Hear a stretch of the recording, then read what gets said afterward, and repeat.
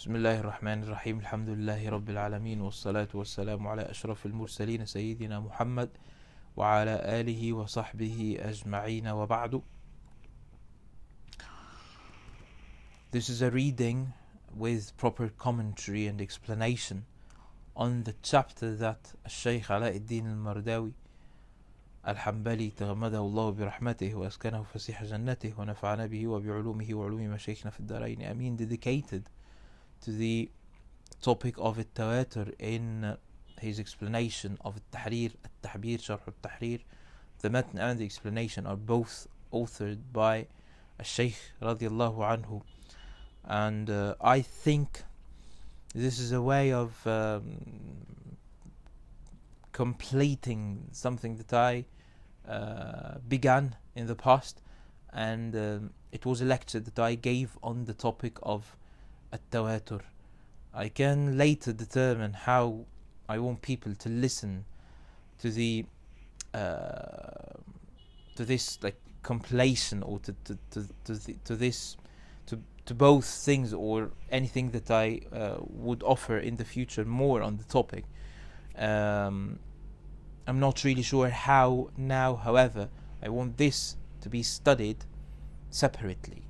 So you study this series separately, and then we either offer the lecture or the lectures before the series or after the series. However, you cannot interrupt the series. I can never offer all of this. I can never explain everything in التحبير on the topic of التواتر in one majlis, even if it's 3 hours long. I will try to divide my explanation in like 30-minute videos, and I will try to cover everything that we need. However, you will find that some details can easily be explained in a simple way without delving deeper into them. I said proper explanation and commentary, putting proper hawashi on التحبير, but I have more to offer on التحبير. But I am doing this with one intention in my heart and a purpose, a very specific purpose, to make this a part of a bigger thing that includes the lecture that I have already given before. So I will read all of it, and this will make you or it will make it easy for you to read whatever you want in شرح الكوكب المنير, or شرح مختصر التحرير للشيخ البعلي, or شرح الكوكب المنير لتقي الدين بن نجار رضي الله عنهما وعن الجميع. I think it will make it easy for you to read everything there, because everything that you find here, I think all the things that you find here, this is a very comprehensive presentation of the topic, and everything that you find there can easily be found here. Maybe we will need to cover الطوفي at some point. So الطوفي is unique. You cannot find everything that الطوفي said here. This is what I really believe, yes, but we will consider in the future whether we need to cover الطوفي as well or not.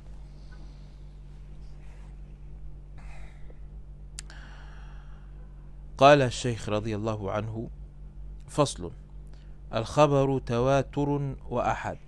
A report can be متواتر and can be أحد. He says: هذه قسمة أخرى للخبر وهو ينقسم إلى تواتر وأحد. This is another way of categorizing الخبر, a report, and it is that it can be categorized into متواتر وأحد or تواتر وأحد. Yes. What is المتواتر? What is المتواتر? What is الأحد? I will rely on your knowledge of this, because this is a little bit advanced than a basic thing that we offer to the beginners who never studied before or so. وسيأتي أن من الأحاد مستفيض مشهور. And when we reach the chapter where we cover الأحاد, we will talk about the fact that it can be مستفيد مشهور, which means technically means that it is narrated by four people at least, or in another madhab 3 people at least, 3 or 4 or more, but it does not reach the level of التواتر. وهذا التقسيم للسند هو الأكثري، وربما أطلق على المتن ذلك فيقال حديث متواتر وأحاد على معنى تواتر أو آحاد سنده. Considering such a categorization, or this categorization being the categorization that describes the nature of a sanad, the nature of al-isnad, in other words, this is the dominant perspective. However, people might say the same thing about al-matn. So instead of saying, if you think about it, we are describing a sanad, we are describing the chains of narrators, the number of narrators, the qualities of narrators. This is what makes us say this is mutawatir and this is ahad.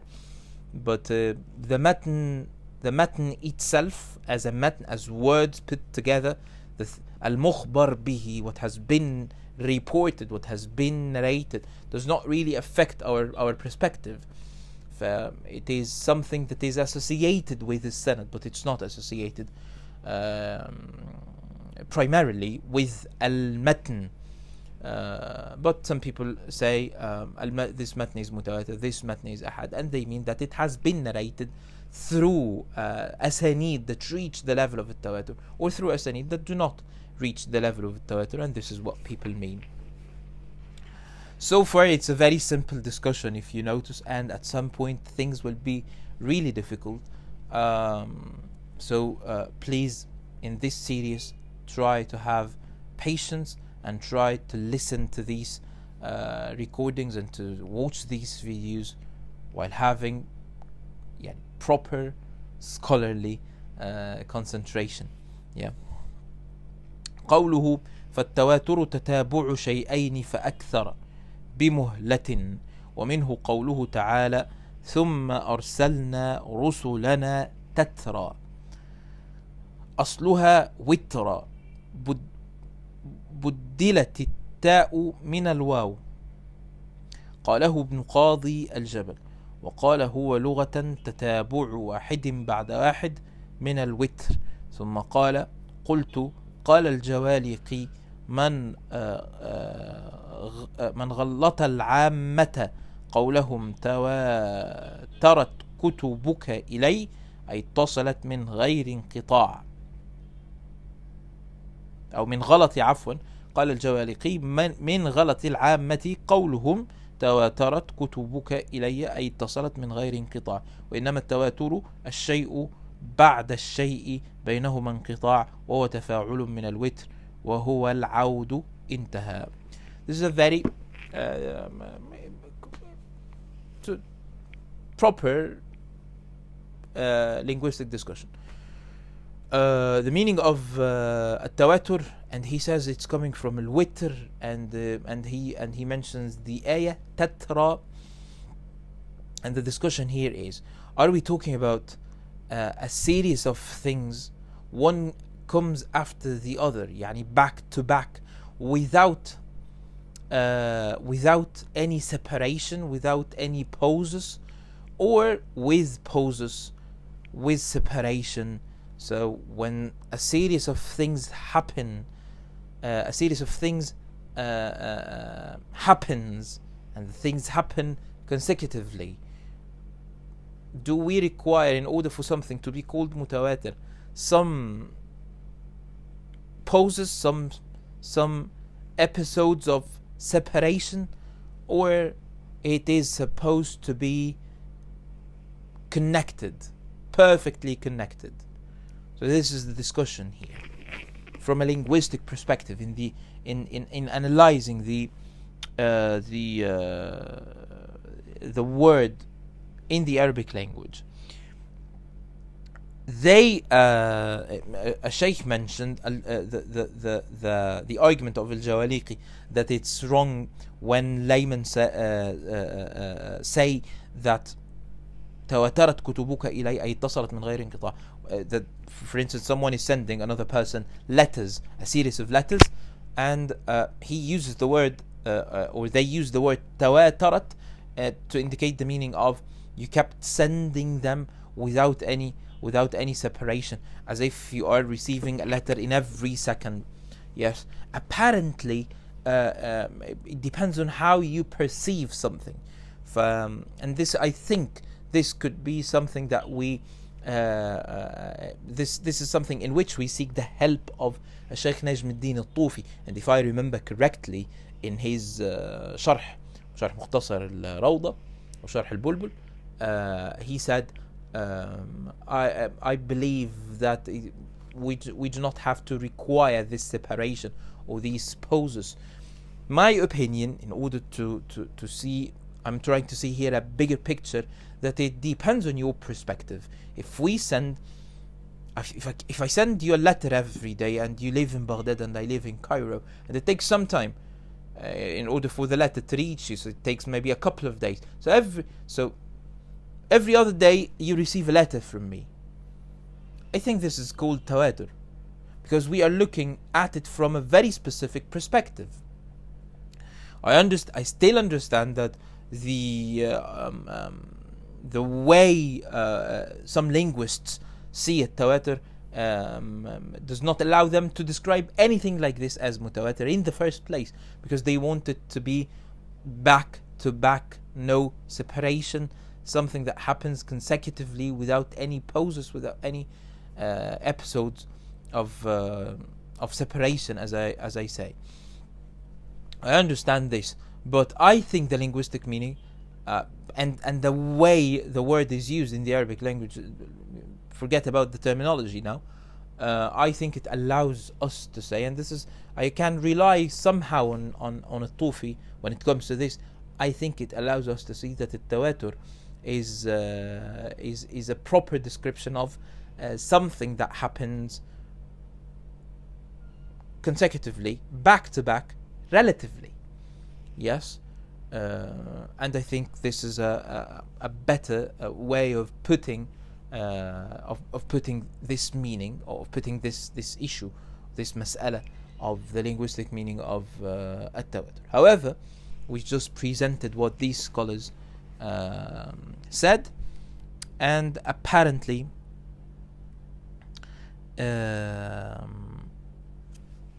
what we present as the relied upon position is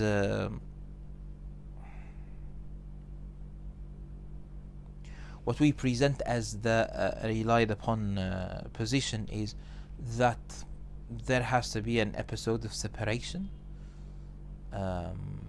If it's connected and no separation, this has to be considered from the perspective of the thing that is being done, and the perspective of the person who is observing the thing that is being done. We will have to consider all these things.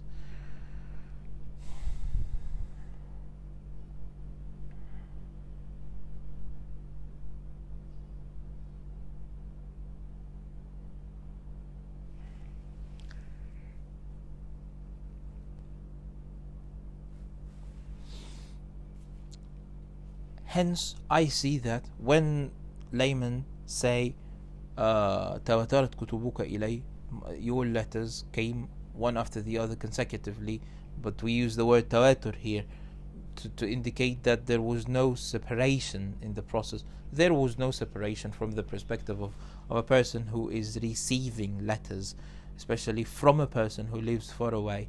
So yeah, there was no separation, relatively. I hope we have some flexibility when we see how the word tawatur is used. However, if you read the Tufi, if you read what we have here, you will see that the Tufi is preferring that, yeah, it can describe this and it can describe that, or it is actually better that the Tawatur describes when something does not have any separation. We will read the Tufi and we will properly comment on what he said, hopefully, yani inshallah. However, it is sufficient now to understand the layers, the different layers of the meanings of at-tawatur, in order to see how the technical meaning, was developed. Yes. طيب. قال في المصباح المنير: التواتر التتابع، يقال تواترت الخيل إذا جاءت يتبع بعضها بعضا. ومنه جاءوا تترى، أي متتابعين وترا بعد وتر، والوتر الفرد. انتهى.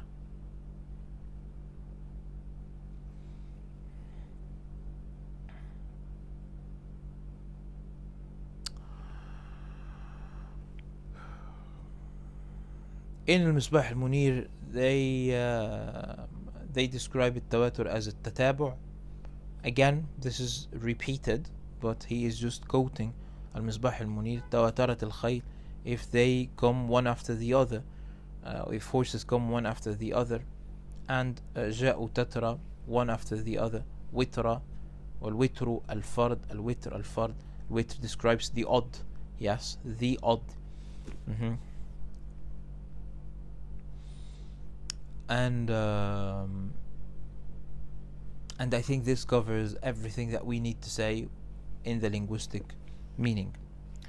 That's why he says: واصطلاحا خبر جماعة مفيد للعلم بنفسه. It's the report of a group that is in itself benefiting knowledge, certainty, in other words.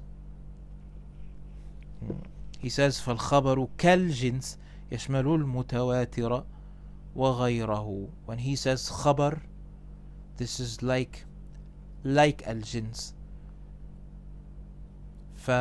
Now we are talking about a type of things, which is al-khabar.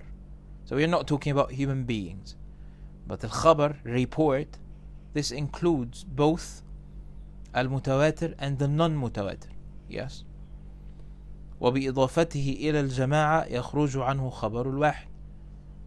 So we are analyzing this from a perspective, or the nearest perspective to an Aristotelian perspective, or logical perspective, Aristotelian logical perspective, or allegedly, yani from the perspective of the Arabs or the Muslims who yani explained and explained Aristotle, and the Muslimin who made Aristotle, or their interpretations of Aristotle, or their interpretations of certain translations that translated the works of Aristotle, who made him, or this version of him, the criterion of knowledge. So this is the closest thing, because now we are seeking the conditions, the conditions, or the requirements, certain requirements in the definition that it is that it gathers, or that it defines the defined co-exclusively and co-extensively. In simpler terms, it puts together everything that should be included, and it does not allow foreign individuals or foreign aspects. The definition does not allow that they get included, and it includes everything that should be included without excluding anything that deserves to be included. This is the meaning of defining something co-extensively and co-exclusively. Co-extensively, it's big enough, extended enough to include the individuals. Co-exclusively, it is accurate enough, precise enough, not to allow foreign individuals, or I call them foreign individuals, يعني أفراد أجنبية, يعني this is what I really mean by foreign individuals. Yeah. Okay. So he says that when we mention the word jama'a, it's the report of a group of people. When we say jama'a, he says that this excludes the report of the one, khabarul wahid. Does he mean the report of the one or khabarul ahad? If he excludes the report of the one, like one person, it's fine. If he means khabarul ahad, it excludes khabaru al-ahad.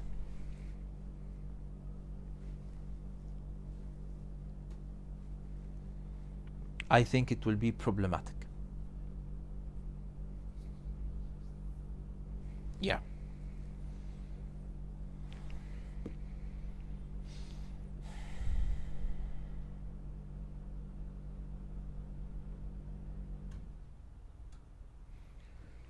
Do we consider two people jama'a? This is another important question. This is another important question. Two people, is this jama'a? We understand that the Hanabila say that أقل الجمع ثلاث, not اثنان.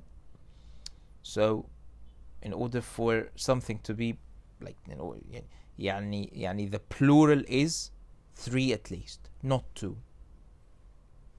Yeah. Do we call two people jama'a? One might argue that we do not even call three people jama'a. Yes.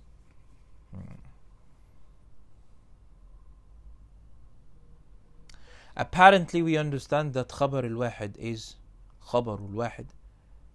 not mutawatir, because it lacks a lot of what we require in التواتر. But what about the two and the three? We can also exclude the two. It will be difficult to exclude the three, in my opinion. And we will have to discuss this later when we come to the part in which we cover al-adad. Yeah. The number of people. The discussion on the number of people. What is the least number? طيب. قوله مفيد للعلم يخرج أو يخرج خبر جماعة لا يفيد العلم. The fact that it benefits you certainty or knowledge, which means certainty, this excludes the report of a group of people that does not benefit you certainty. If it does not benefit you certainty, then it benefits you الظن. That's why he said بل الظن. وإنما قيل بنفسه ليخرج الخبر الذي صدق الذي صدق الذي صدق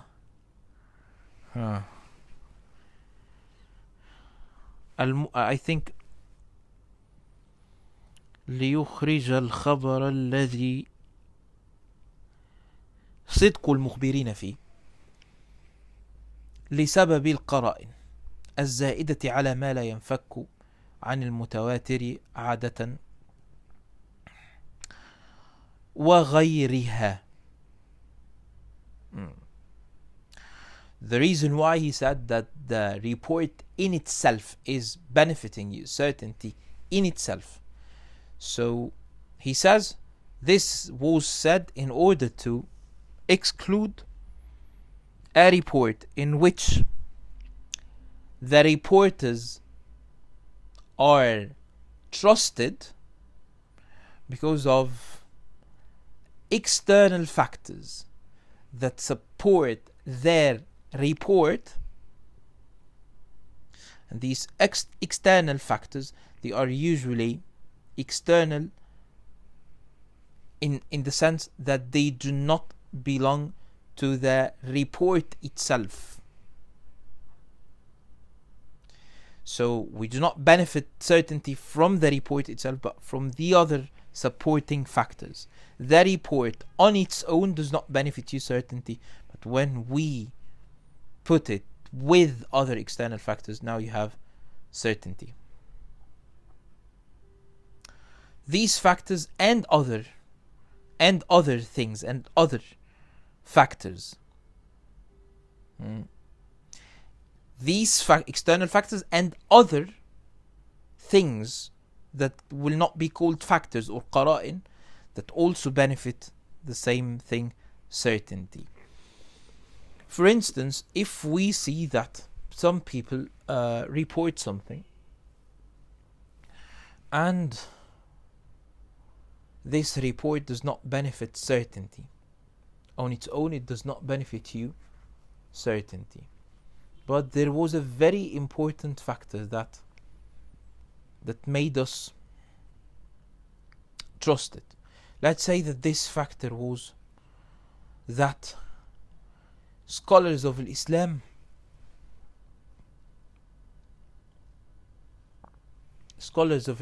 in their madhahib agreed on seeking it as evidence.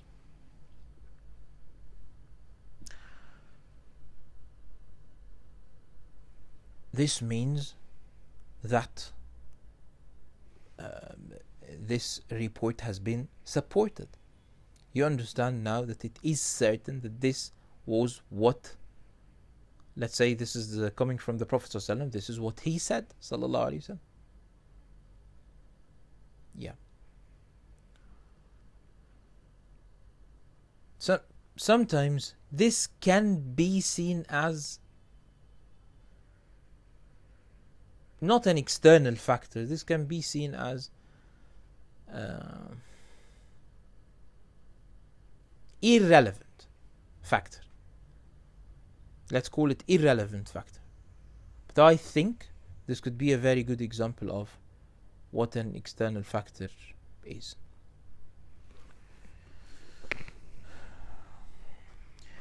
الذي صدق المخبرين فيه لسبب القرائن الزائدة على ما لا ينفك عن المتواتر عادة وغيرها. طيب, what there is something that is not qarina, not factor in the first place, not an external factor in the first place. However, it somehow makes you understand that this report is certain. In my opinion, we can mention something like a report that is narrated by Al-Bukhari or Muslim, for instance. طيب, what does it mean? If they agree on the same thing, طيب, that's it? No. And there is no objection from any of the other scholars, we can say that this benefits you certainty. Someone might say that this is qarina. I know it is somehow confusing. It is difficult to differentiate between external factors and things that are not external factors, but they still benefit you the same benefit. They support the report somehow and they benefit you certainty. I have more examples, but we like a report that has been narrated with a great isnad, like Ahmad bin Hanbal an Shafi' an Malik an Nafi' an Ibn Umar. Great isnad. Does this benefit you certainty? Yes. Is this an external factor? Probably yes. Okay. So when we say القرائن وغيرها, be flexible. I've mentioned more than one example, and it's up to you how you see them. I do not want to make it a very logical discussion and differentiate between القرائن المتصلة والمنفصلة from a logical perspective. Yes. He said external factors. I understand what he means by external factors. I also understand what he means by external factors وغيرها in general, but the most important thing is that they are not internal, that they do not belong to the report itself. If it belongs to the report, it makes it it makes it beneficial or benefiting certainty, then you call it mutawatir automatically. I think this concludes the the discussion here. However, we will try to begin the next dars with something that we've already mentioned at the end of this dars, and in the next dars we will read from وما لا ينفك عن المتواتر الشرائط المعتبرة في التواتر كما سيذكر. والله تعالى أعلى وأعلم، وصلي اللهم على سيدنا محمد وعلى آله وصحبه وسلم، والحمد لله رب العالمين.